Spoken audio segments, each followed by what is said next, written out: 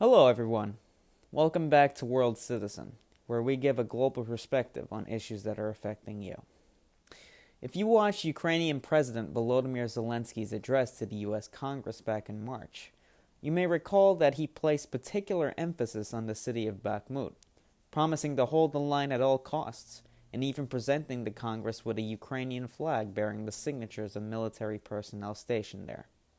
Now, barely a month later, as Bakhmut slips into Russian hands and becomes Artemovsk, a new Pentagon leak reported in the Washington Post reveals that the U.S. warned back in January that the city could not be held.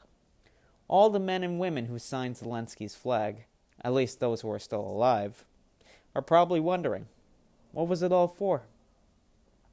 Questions like these involving basic strategic decision-making continue to pile up as Western leaders scramble to cling on to the collapsing unipolar world order.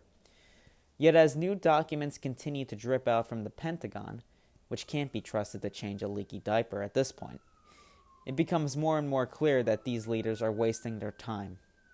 With our political leaders so confused and distracted, this chaotic moment presents a great opportunity for world citizens to broaden our understanding of what is possible, to fine-tune our methods, and think carefully about what comes next. Outside the dumpster fire that is the West today, a consensus is forming that we are headed for a multipolar world, in which several regional power players maintain stability and compete for influence instead of a single global hegemon. While multipolarity is a welcome development that holds great promise for both the global majority and the West, it is critical that we closely examine any novel organizing principle and not allow ourselves to be placated by something just because it is better than what came before.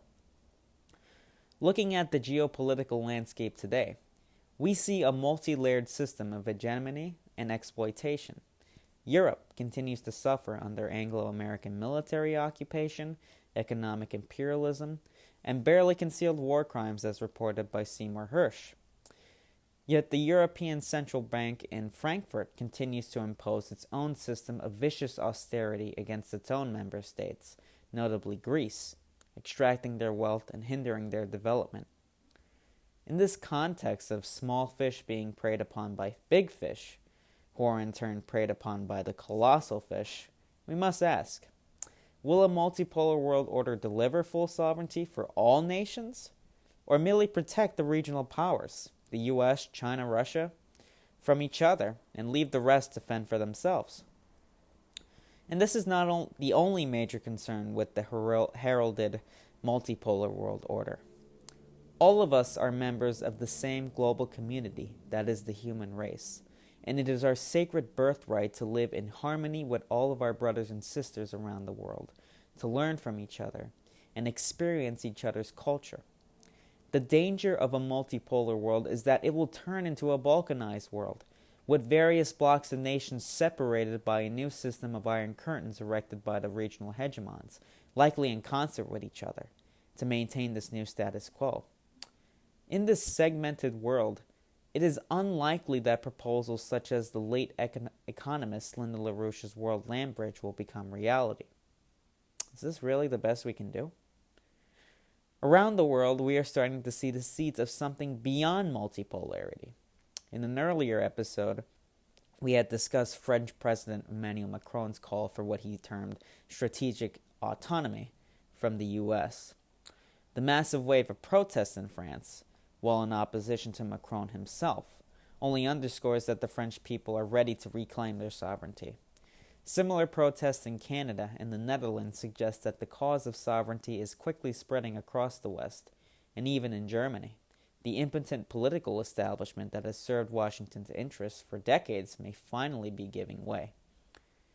In Eurasia, the groundbreaking Sino-Russian Economic Summit that followed the series of meetings between President Xi and Putin in Moscow signals that the deepening relationship between these two countries is more than an anti-Washington marriage of convenience, and that they will not be easily split apart into Eurasian and East Asian blocs as predicted by people like George Orwell.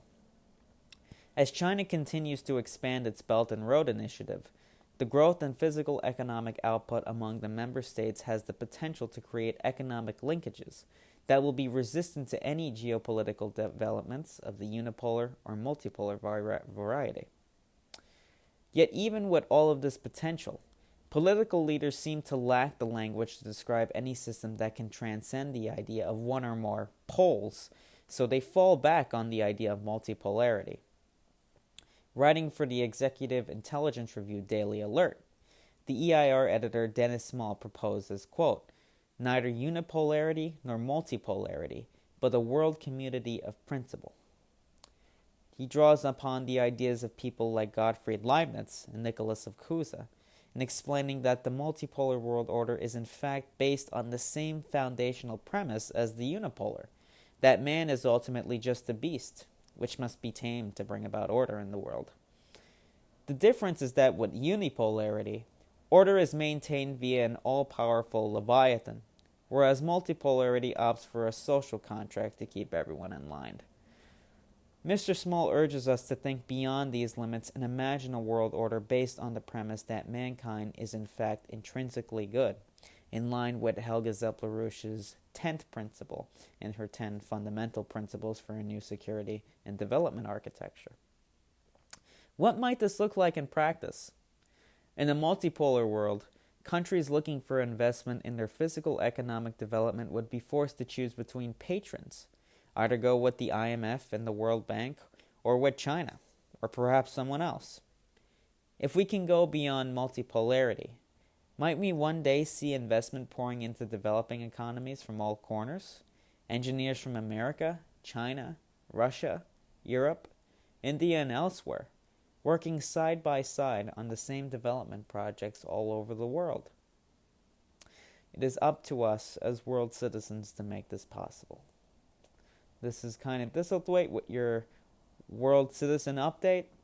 I'll hopefully be back soon again. Take care.